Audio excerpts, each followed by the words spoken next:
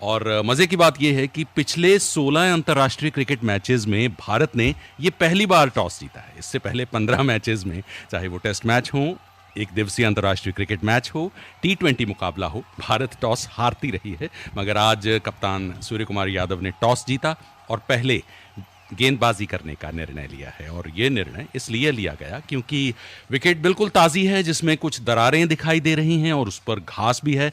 और ये जो चीज़ें हैं ये तेज़ गति के गेंदबाजों को खुश करती हैं, जिसकी वजह से गेंदबाजों को थोड़ा मदद शुरू में ज़रूर मिलेगा।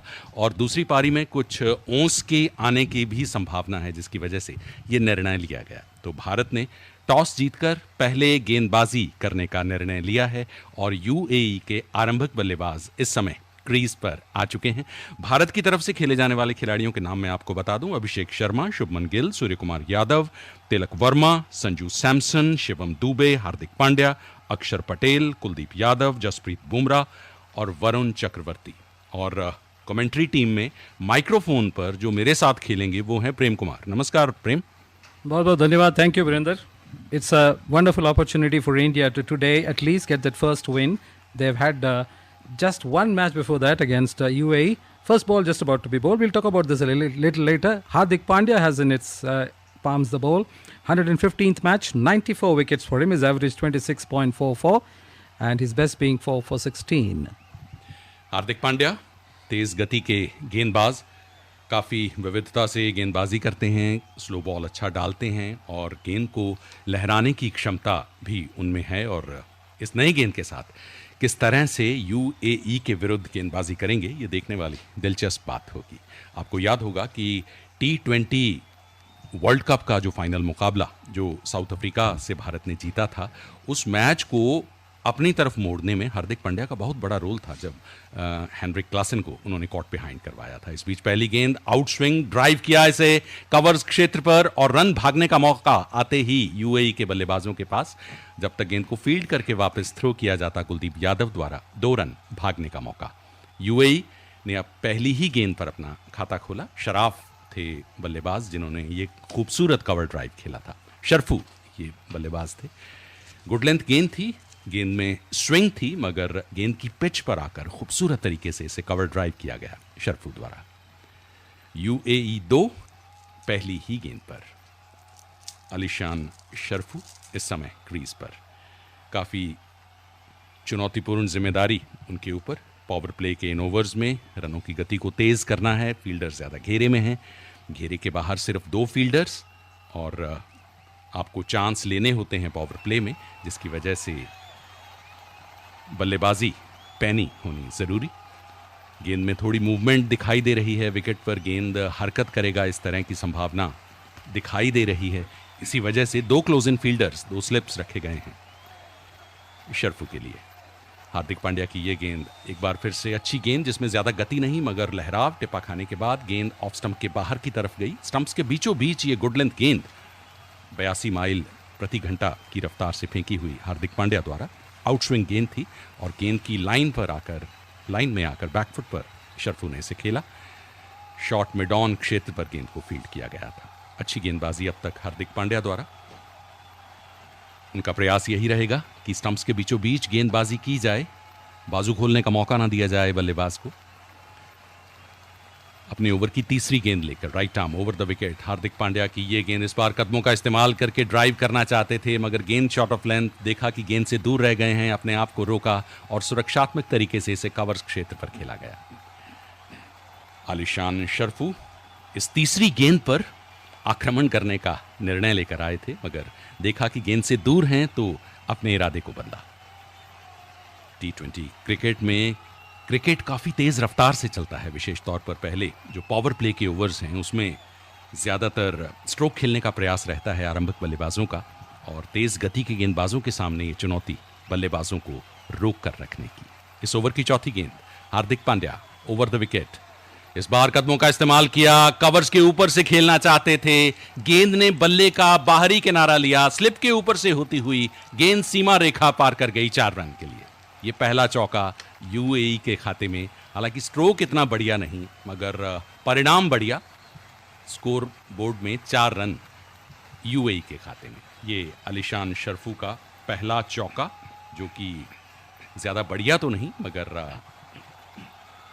टोटल में बढ़ोतरी यूएई के 6 पर पहुंचे आलिशान शरफू। यूएई 6 बिना किसी विकेट पर। हार्दिक पांड्या ज़्यादातर इस ओवर में आउटस्विंग गेंदबाजी की है उन्होंने ओवर द विकेट। ये गेंद शॉट ऑफ लेंथ बैकफुट पर जाकर इसे कट किया बैकफुट पॉइंट क्षेत्र पर, और एक और चौका। गेंद सीमा रेखा पार कर गई। हालांकि डाइव किया था वरुण चक्रवर्ती ने इस चौके को रोकने के लिए, मगर कामयाब नहीं हो पाए।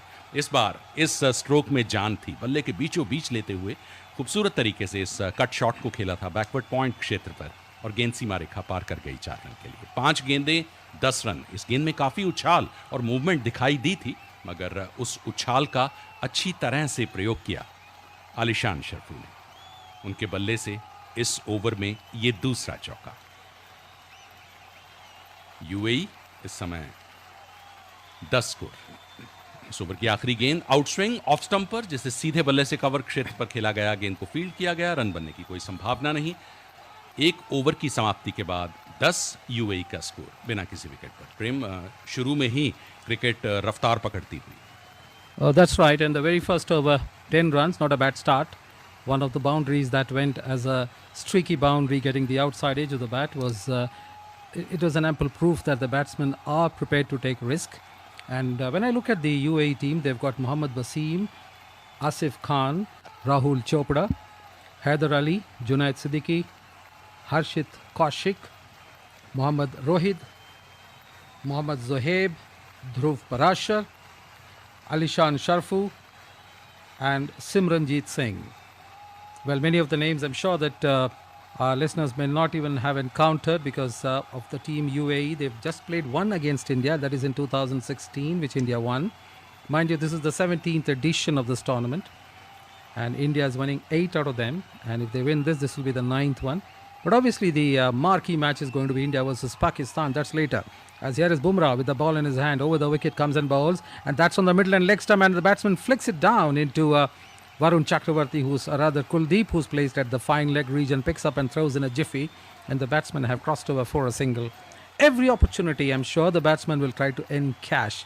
And the very first delivery from Bumrah was just straying on the middle and leg stump. And the batsman so comfortably, using his wrist just about closing the face of the bat, sends it down into the fine leg region to pick up a single. That takes the score up to 11 for no loss. We are in the second over. Earlier, India had won the toss, elected to field. And the two openers, in which Samsung is fit as a fiddle, he's back in the side now. As here is Sharafu facing up to Bumrah over the wicket. Short run up, and this is a slow delivery outside the off stump, and the batsman almost shuffles and plays that one into the short cover region, picked up there, and no runs taken. India, obviously the defending champions of this tournament, and today's pitch, if I look at it has a dry surface inwards, but there is a bit of green grass on the top that is just to bind the soil.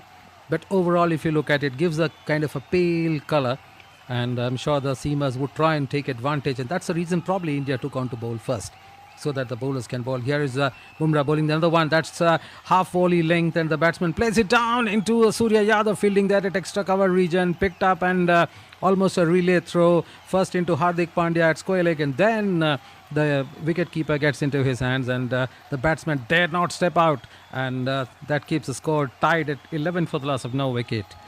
Sharafu on 10 and Wasim on 1. Bumrah's bowled 3 deliveries. Obviously, he's kept a check on the runs. The first one was a slight loosener, I presume. But this time it looks like as if he's right on the target. Here's he bowling the next delivery. Short of a length, and the batsman this time plays it down on the onside. Not a convincing stroke there. It was a undecided half pull, half sweep kind of a shot. Lucky didn't get the edge, and this was a planned delivery, keeping a fine leg fielder and a square leg fielder. Mind you, in this as well, you cannot keep more than 2 fielders outside the 30-yard circle as the first restriction that you have.